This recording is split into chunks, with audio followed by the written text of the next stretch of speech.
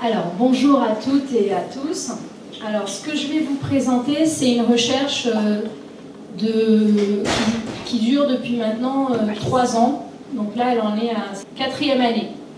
Alors déjà, je voudrais remercier les personnes qui m'ont fait confiance là-dessus. Laurence Estanov, qui était la coordinatrice de la licence de sciences sociales en anglais.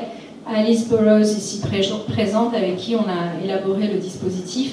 Mon directeur de recherche, Éric Bruyard, qui a dirigé le mémoire en sciences de l'éducation, d'où cette communication est tirée. Alors donc j'étais en train de dire que c'était donc une recherche qui dure depuis 3 ans et là qui en est à sa 4e année. Elle a commencé par une recherche-action sur un problème institutionnel qui était l'hétérogénéité des niveaux, et elle s'est poursuivie par un autre problème que moi je percevais, qui était le travail, l'entraînement à la compréhension orale. Je n'étais pas du tout satisfaite de tout ce que j'avais pu faire en termes de compréhension orale, et je trouvais que ça validait une compréhension plutôt que d'aider les apprenants à la faire. Donc, quelle était la situation à l'université dans laquelle je travaille à l'époque? Alors, la situation à Paris-Descartes, c'était que on avait des cours en présentiel, on avait 18 heures de cours en présentiel et une coordinatrice titulaire pour 700 étudiants. Donc le reste, la moitié des heures étaient assurées par des vacataires. Donc on s'est dit, il faut qu'on encadre déjà le travail à la maison. Il faut qu'on encadre le travail personnel. Donc on s'est dit, on va proposer des activités en ligne. Et on va passer en modalité hybride. Et on va faire les activités de réception, la compréhension orale et la compréhension écrite. On va les faire à la maison. Voilà. La question qu'on peut se poser, c'est qu'est-ce qui se passe en fonction des niveaux? Que devient la participation aux activités en ligne? Alors la population enquêtée, c'est les 126 étudiants en L2. Pourquoi les L2? Parce qu'il y avait 300 étudiants en L1, un taux d'attrition de 50% au bout du premier semestre. Donc on s'est dit, on va commencer par les L2 et les L1, ils le feront mais au second semestre seulement. Les L3 partent l'année prochaine, donc il n'y a pas vraiment d'avenir avec eux. J'enquête les L2 qui seront les L3 de l'année suivante. Bon, alors donc ils sont passés en L3, ils ont été observés dans une autre enquête qui porte spécifiquement sur les apprenants de niveau faible, qui aurait dû être présentée aujourd'hui, mais qui a été présentée hier. Alors, quels sont les indicateurs que j'ai retenus pour tenter de mieux comprendre la participation aux activités en ligne? Bon, mesurer ce qui a été appris ou acquis, c'est vraiment quelque chose de difficile, donc j'ai eu recours à des observables et j'ai retenu 2 indicateurs que j'ai confrontés. Alors, la première chose, c'est la réalisation des activités en ligne. On leur a proposé des activités en ligne. Est-ce qu'ils ont continué à faire comme avant ou est-ce qu'ils les ont faites? Ensuite, ils pouvaient les faire ou faire semblant de les faire. C'est-à-dire qu'il y avait des questions à réponse fermée et c'est les seules qui étaient comptabilisées par le dispositif. Alors, pour les questions de compréhension à réponse fermée, ils pouvaient aussi cocher au hasard dans les questions et répondre n'importe quoi aux questions à réponse courte et aux exercices à trous, car oui, il y a des exercices à trous, surtout quand on travaille sur l'oral et l'écrit. Les étudiants ont besoin d'écrire. Résultat de l'enquête. Donc, est-ce qu'ils ont réalisé les activités correctement ou est-ce que simplement ils ont coché au hasard les réponses? Parce que, point très important du dispositif, on leur a, pour les encourager et les faire passer du non-travail au travail, on leur a dit, on vous offre un capital de 20 points, vous avez 20 sur 20, et à chaque activité que vous ne faites pas, vous perdez 1 point. Donc, là pour l'instant, vous avez bien entendu, chers étudiants, vous avez 20 sur 20, et si vous ne faites pas une activité, vous avez 19, 18, etc., vous perdez des points. Et ensuite, quelles que soient les réponses aux activités, qu'elles soient justes ou fausses, c'est la participation qui est notée et non pas la réussite des activités. Donc on était vraiment dans quelque chose qui visait à motiver les étudiants au moyen de la motivation extrinsèque fondée sur le principe de la note. Et donc le didacticien spécialiste de la motivation Dornieil déclarait en 1994, et je pense que c'est toujours vrai aujourd'hui, que comment motiver les étudiants n'avait pas été suffisamment pris en compte. On n'avait pas vraiment réfléchi aux manières de le faire. Donc voilà, vous voyez finalement les coefficients sont tout petits. Pour les activités en ligne, ils étaient de 15% pour la réalisation de modules qui leur demandaient parfois 18 heures. Parce qu'il y en a qui passaient vraiment des après-midi entières, donc presque la totalité des heures de cours en présentiel, mais en sachant que quand on est en cours en présentiel, on ne passe pas tout le temps du cours à participer activement, alors que là, c'était un vrai travail. Et puis, il y avait le test de compréhension aussi, donc voilà pour les activités en ligne, qui pesait pour 30% du coefficient total en L2. Alors la question c'est, est-ce que ce coefficient minuscule est suffisant par rapport au travail qu'il leur est demandé pour les encourager à travailler? Parce que, il faut quand même, les L3 avaient passé 2 ans sans faire d'anglais en fait. Donc là, en 3e année, on les a mis au boulot. Alors voilà à quoi ressemblait le module, un module de L1 qui s'appelle Sans McDonald's. Il y avait d'abord des activités before you start, des activités sur les connaissances antérieures, parce qu'il y a toujours des connaissances intérieures dans une compréhension, elle se construit par rapport à des choses qu'on sait avant. Par exemple, là c'était la rue Montorgueil, donc est-ce qu'ils connaissaient la rue Montorgueil, etc. C'est par rapport à l'installation d'un McDonald's dans la rue Montorgueil. Pourquoi ça posait problème? Donc si on ne sait pas les caractéristiques de la rue Montorgueil, ça va être un peu compliqué. Ensuite, les activités de compréhension. Et comme on avait cette histoire de problème de niveau, on avait fait des activités de niveau A2, des activités de niveau B1 et des activités de niveau B2. Et on ne s'est pas dit que les étudiants allaient passer du niveau A1 au niveau B2, comme ça, en un semestre. Ça, on le savait. Mais on a cherché à faire quelque chose qui puisse aider les étudiants. Alors, quelle est la méthodologie pour cette enquête?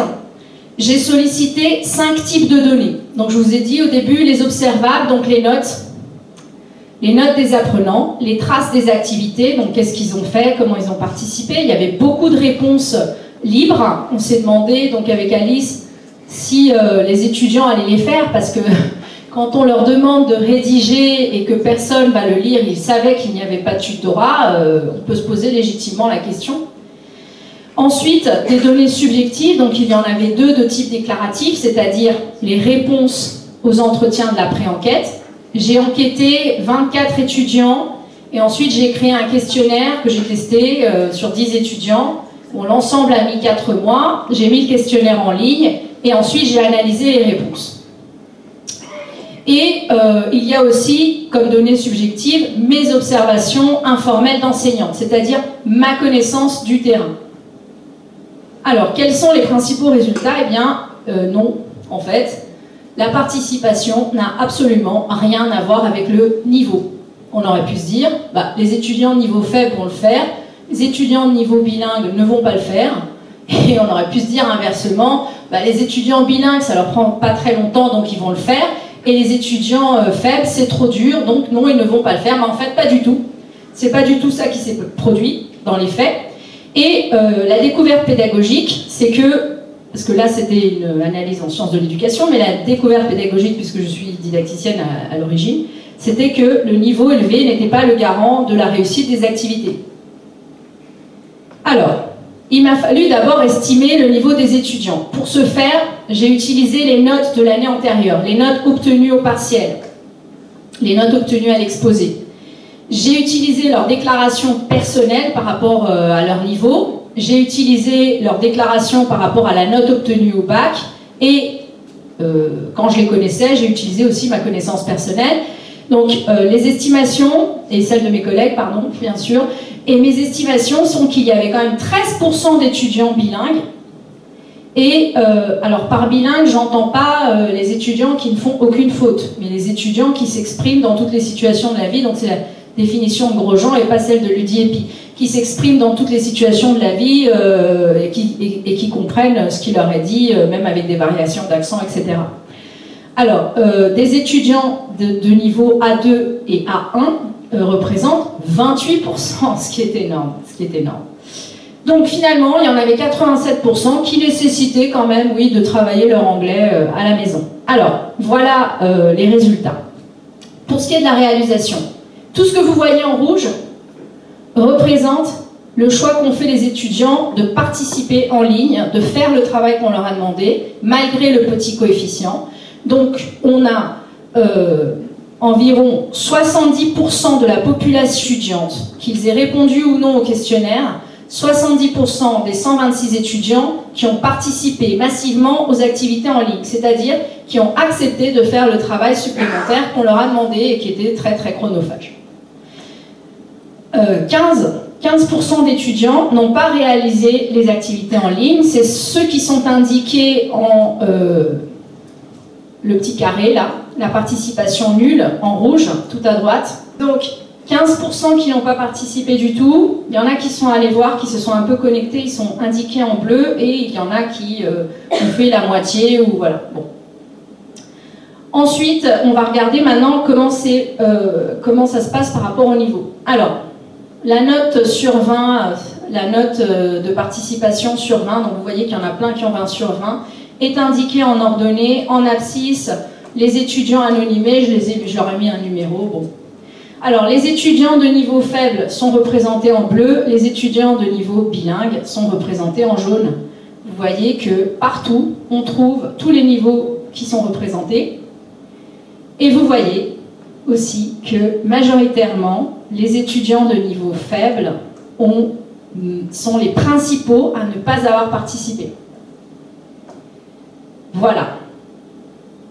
Alors, pour les étudiants bilingues, qui représentent 13% de la promotion, ils ont adopté 3 types de comportements. Soit ils ont cherché à faire toutes les activités, donc il y en a 2 qui ont eu 20 sur 20, 2 qui ont eu 19, soit stratégique. Alors, l'étudiante avec le capital scolaire, parce que c'était une enquête par questionnaire, donc j'avais le capital scolaire des parents, niveau d'études, etc.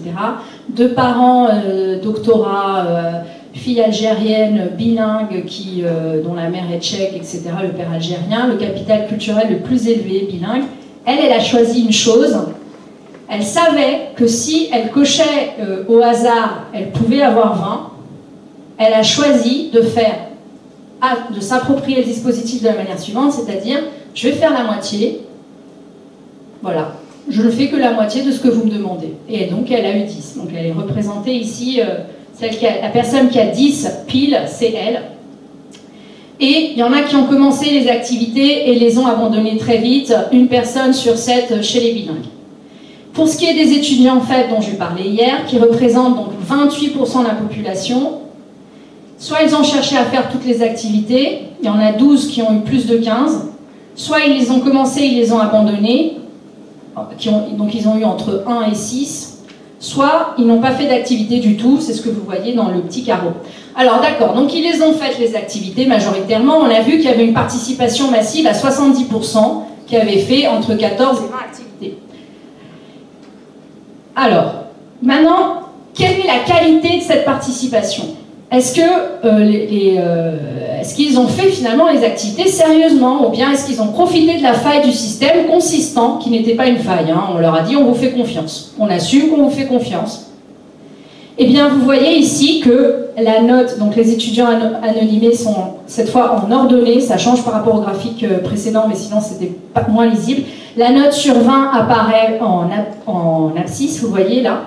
Donc en rouge, ceux qui ont obtenu 20, qui ont refait les activités plusieurs fois jusqu'à les réussir, et donc ont obtenu 20, ont eu juste à toutes les activités, et ceux qui sont tout en bas, là, les étudiants 1 à 4, il y en a 4 qui sont dans cette situation-là sur les 126, et la note de participation qui est bien sûr toujours supérieure à la note de réussite, donc vous voyez parfois un grand décalage, parfois pas de décalage du tout. Alors quand on regarde de plus près, voilà la courbe. Ceux qui n'ont pas fait ou très peu fait, voilà, sont représentés dans le carré rouge. Ceux qui ont mention très bien ou bien représentent 32%, sont représentés sur fond rouge et sur fond orange. Une note entre 10 et 14 représente 31%, et ceux qui ont eu moins de 10 sur 20 représentent 21%. Alors, j'ai déjà parlé des apprenants de niveau faible. Je reprends quelques caractéristiques qualitatives. Donc il y a ceux qui ont su s'adapter, parce que évidemment le dispositif n'était pas conçu expressément pour eux, mais quand même on avait principalement ces étudiants-là en tête, quoi. Bon. Donc il y a ceux qui ont su s'adapter et qui ont perçu la complémentarité entre la modalité hybride et la modalité en présentiel et qui ont déclaré les activités utiles, voire très utiles, dans le questionnaire. Donc là, c'est un indicateur déclaratif et totalement subjectif. Qu'est-ce que est-ce que ça vous a paru utile? Oui. Les faibles, qui n'ont fait que les activités en ligne et ne sont venus au cours que pour les épreuves. Donc oui, on a aussi des étudiants qui ne venaient pas en cours, mais qui se sont investis en ligne. Je vous ai parlé, pour les personnes qui étaient présentes hier, notamment du cas de Justine. Et les faibles qui n'ont pas su s'adapter, et une interprétation possible, c'est la nécessité de l'interaction, ne veulent que le format en présentiel, estiment que le en ligne ne leur sert à rien. Ces hypothèses-là, qui étaient donc des hypothèses a priori, bon c'est une hypothèse, hein, n'ont pas vraiment été vérifiées par la pratique, puisque comme je l'ai expliqué hier, quand j'ai enquêté ces étudiants-là, c'était des étudiants qui n'étaient pas en situation de fragilité uniquement en anglais, mais dans l'ensemble de la licence. Ensuite, donc, quels sont les prolongements à cette recherche pour terminer? Donc, je vous ai dit que j'avais enquêté sur spécifiquement les apprenants de niveau faible. Et là, en sciences de l'éducation, j'ai pu avoir une idée, une photographie de la participation des étudiants dans l'ensemble. Mais je ne sais pas quels ont été leurs comportements face aux activités. Et dans le cadre de mon travail de thèse sur la compréhension orale qui porte sur l'appropriation, j'observe les étudiants faire, donc j'ai plus d'informations sur leur comportement, les recherches qu'ils font, etc. Je les enquête également par entretien pour savoir qu'est-ce qu'ils font et pour expliciter leur démarche. Voilà, donc voici les références que j'ai citées ici et les publications qui portent sur cette question, parce que je vous ai dit que j'avais enquêté là-dessus depuis 3 ans et c'est la 4e année. Voilà, je vous remercie de votre attention. Et si vous avez des questions.